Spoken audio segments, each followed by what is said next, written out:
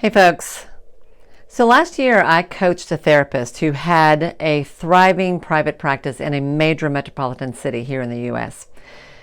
She had clients at all hours of the day and night, evenings and weekends. She had multiple pricing levels. She had people who could not wait to get in to see her. She didn't need any business, but she was approaching burnout, primarily because she was buying into what I think of as one of the biggest myths about private practice. I'm going to share that myth with you today. I'm going to tell you a couple of different ways that it impacts your practice. I'm going to tell you what the truth is behind some of the stories that you hear so often. Stay tuned.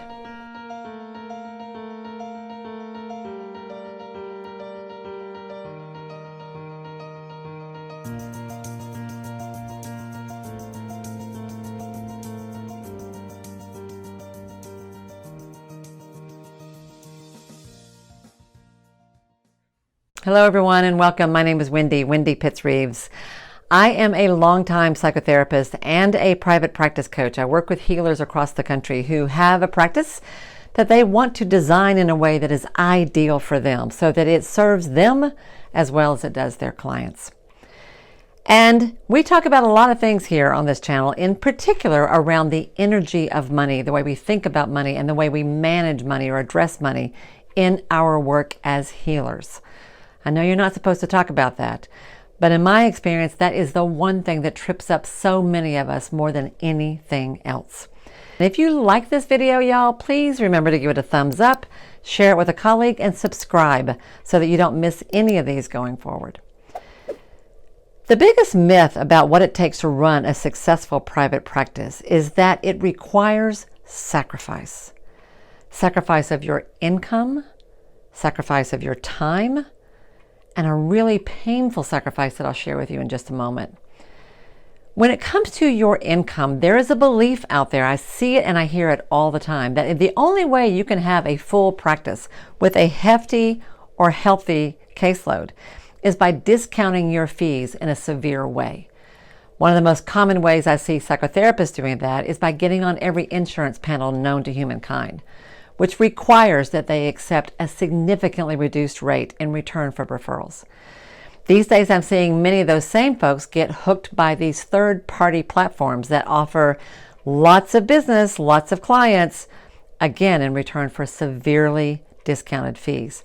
Or they do that themselves. They cut their rates in half just because they think that's what they have to do for anyone to like them, love them, and come and work with them.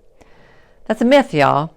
You don't have to sacrifice your income. The truth is, all you need are two good things to make good money. One is you need to be good at what you do. Your clients do need to get results when they work with you. And if they're not, figure that out, fix that. But if you're good at what you do, and you know you are, then all you really have to learn is how to market your services. And before you freak out, all that means is you have to learn how to talk about what you do. That's a skill set that anybody can learn. The second way that I see people feeling like they have to sacrifice is around their time.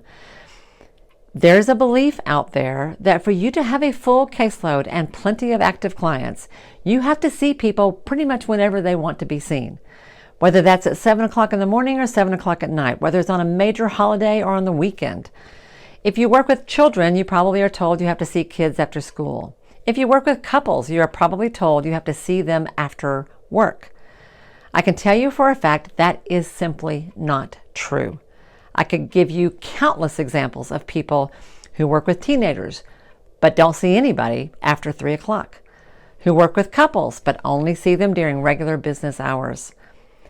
And another common way that people give away their time or sacrifice their time is by spending time with clients who are not ideal for them. There is a belief that you have to take pretty much any referral that comes your way because otherwise you won't have any. That's simply not true. If you missed it, check out the video that I'll have linked here or down below about 3 things to do, 3 ways to handle a referral that you don't want. It's a really good video, and in it I'll share with you how to make sure you handle that in a way that serves your non-ideal client as well as it does you. But the biggest way that I see this myth impacting people is this like it is a sacrifice, the belief that you have to sacrifice your sense of self and your self-respect.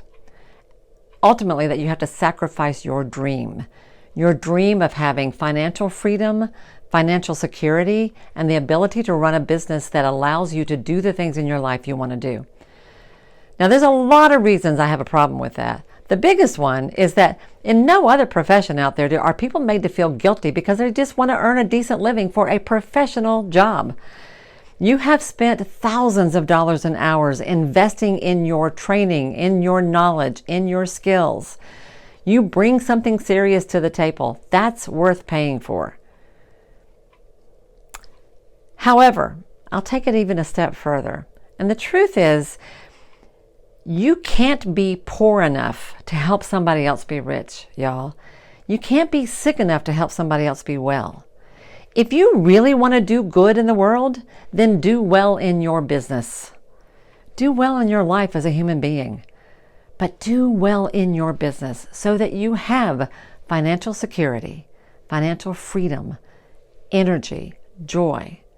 And then you can go out and do all kinds of good stuff if you want to. Okay? That's what I want to say. Now, if you're having trouble with this, if this trips you up in a big way, don't feel bad about that because, sister, you got a lot of company. I talk about this every day, all day with people across this country. But we talk about this with love and support and respect inside the Ideal Practice community. That's my little Facebook group that I have put together for healers in private practice who want to have a safe place to talk about money, what they charge, how they feel about what they charge. And every week I host a live conversation there. We call it the Ideal Practice Cafe. It happens every Thursday. Be sure and check that link down below. And I hope I will see you over in the Ideal Practice community. I think you would love it. I know I would love to have you there. So what happened to my client that I worked with all of last year? Good things. She learned to set better limits around her time. She learned to stop discounting her rates quite so much. She learned to get out of some of those contracts that were really unhealthy for her. And although there was always room to continue working, none of us ever really finished this work. The good news is she doubled her income in the year that we worked together. Good things happen, y'all, when you treat yourself with respect and when you don't buy into the myth that it takes sacrifice to run a successful private practice.